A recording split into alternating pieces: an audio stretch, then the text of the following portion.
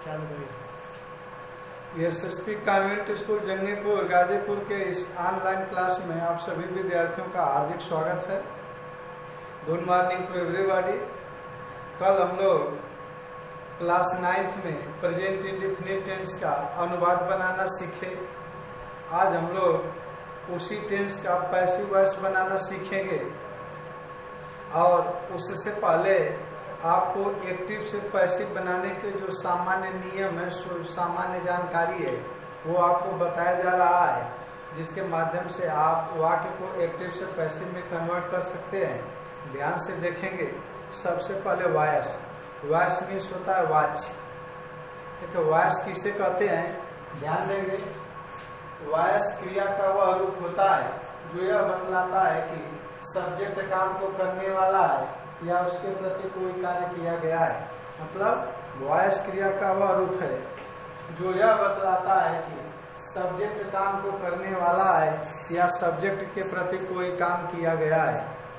समझ गए होंगे।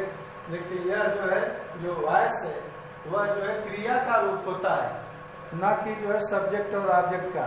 जो वॉइस है वह क्रिया का रूप होता है। ध्यान देंगे, वॉइस क्या होता है, यह क्रिया का रूप होता है और जो यह बतलाता है कि सब्जेक्ट किसी काम को करने वाला है या उसके प्रति कोई काम हो रही है, उसके प्रति कोई कार्य किया गया है या किया जा रहा है, उसे जो है वॉइस कहते हैं। अब देखिए, there are two kinds of voice. Voice के दो प्रकार होते हैं। ध्यान देंगे, वॉइस के दो प्रकार होते हैं। फॉर्म पहला जो है एक्टिव वॉइस, जिसको हिंदी में कृत्यवाची कहा जाता है।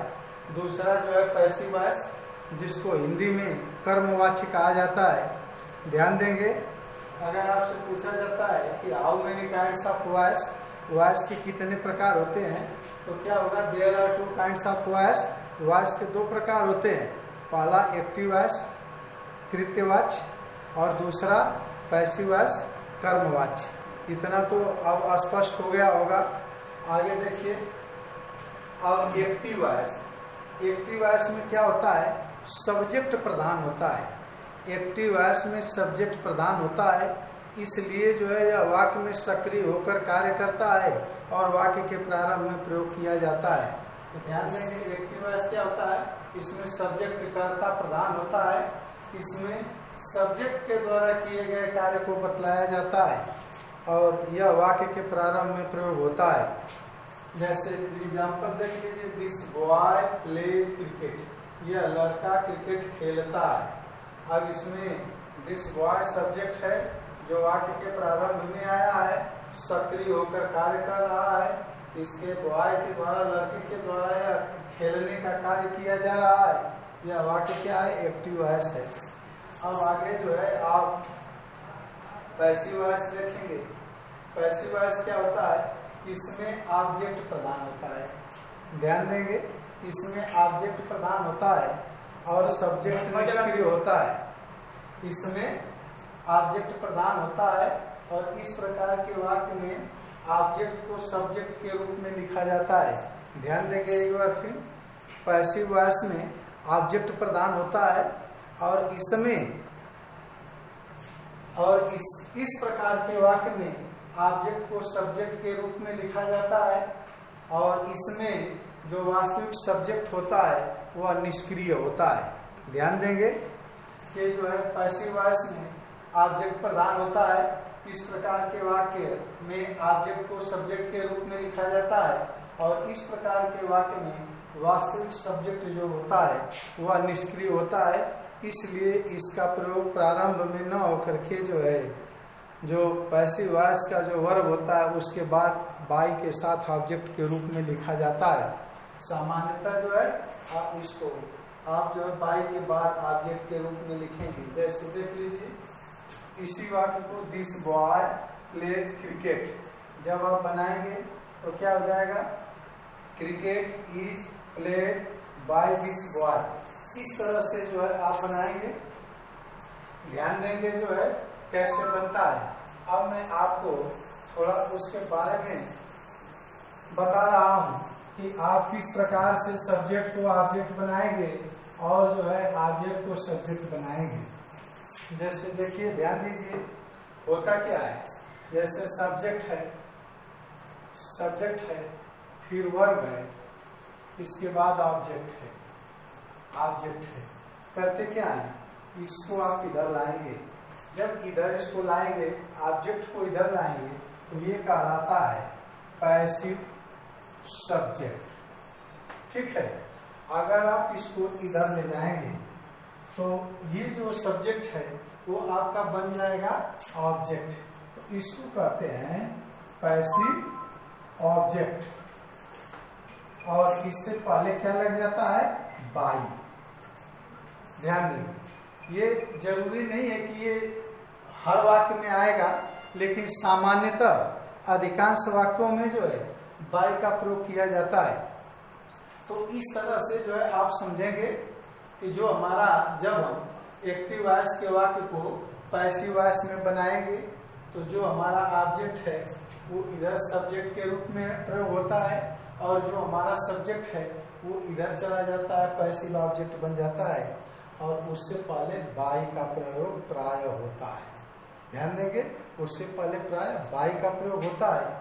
अब आप एक बात और समझ लीजिए, देखिए नाउन का सब्जेक्ट और ऑब्जेक्ट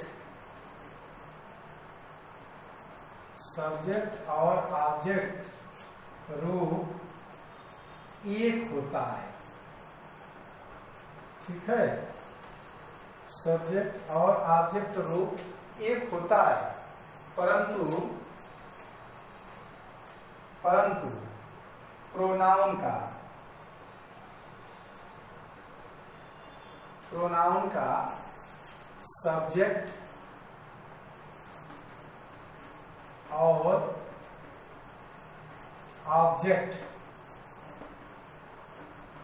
अलग अलग होता है।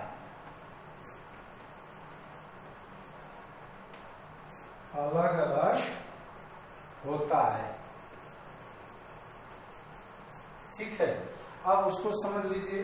जैसे मान लीजिए प्रोनाउन का यहाँ लिख दीजिए सब्जेक्ट और यहाँ लिख दीजिए ऑब्जेक्ट। अब देखिए, जैसे अभी शुरू करेंगे तो जैसे आई है, तो आई का क्या हो जाएगा, मी। जब सब्जेक्ट आई रहेगा, इसको पैसिव ऑब्जेक्ट बनाएंगे तो आई का मी हो जाएगा। अगर ऑब्जेक्ट एक्टिव वाक्य में ऑब्जेक्ट मी है, और जब इसको इधर लाएंगे पैसिव सब्जेक्ट बनाएंगे तो मी का आई हो जाएगा। उसी तरह से वी है, तो वी का क्या हो जाएगा, अस हो जाएगा। यू है, देखिए यू का सब्जेक्ट और ऑब्जेक्ट एक होता है। अब समझेंगे कैसे, अगर यू का प्रयोग वर्ब से पहले है तो सब्जेक्ट है, अगर यू का प्रयोग वर्ब के बाद है तो ऑब्जेक्ट है। अब इसके बाद आप ही जो है सब्जेक्ट है, इसका ऑब्जेक्ट क्या होता है, हिम। फिर इसके बाद जो है सी है, सी का ऑब्जेक्ट क्या होता है, हर। इट का जो है, इट का सब्जेक्ट और ऑब्जेक्ट एक ही रूप होता है। इट का सब्जेक्ट और ऑब्जेक्ट रूप एक होता है। अब यहाँ फिर जो है और जो शेष है उसको देख लीजिए। सब्जेक्ट और ऑब्जेक्ट, देखिए सब्जेक्ट जैसे ये हो गया। अब थर्ड पर्सन प्रोनाउन में क्या बचा है, दे। दे जो है क्या है, यह सब्जेक्ट है, और इसका ऑब्जेक्ट हो जाएगा देम। अब इसके बाद देखिए कुछ क्वेश्चन वर्ड्स हैं जो भी मतलब जिसका सब्जेक्ट और ऑब्जेक्ट अलग रूप होता है, तो आप उसमें देख लेंगे। जैसे हु है, तो हु का ऑब्जेक्ट क्या होता है, हुम होता है। जैसे विच है, तो विच का जो क्या हो जाएगा, बाई लगा सकते हैं, बाई हु, और बाई विच। फिर जो है हुज है, तो बाई हुज। देखिए, अब आप ध्यान देंगे इसका प्रयोग जो है कुछ वाक्यों में इसका बाई का प्रयोग होता है, कुछ वाक्यों में नहीं भी होता है। अगर जो है वर्ब के बाद ऑब्जेक्ट आया है तब तो उसका प्रयोग होगा, बाय विच होगा। अगर जो है ऑब्जेक्ट पहले ही दे दिया है तो आप जो है उसका प्रयोग जो है नहीं होगा, बाय का प्रयोग नहीं होता है, लेकिन ये ऑब्जेक्ट के रूप में भी लिखा जाता है। इस प्रकार से आप इस वीडियो में जो है इतना जो है पढ़े हैं, इसको समझेंगे, जानने का प्रयास करेंगे। अगर आपको जो है कोई बात समझ में नहीं आती हो तो आप जो है मेरे कॉन्टेक्ट नंबर 9889665382 पर आप संपर्क करके समझ सकते हैं। Thank you very much.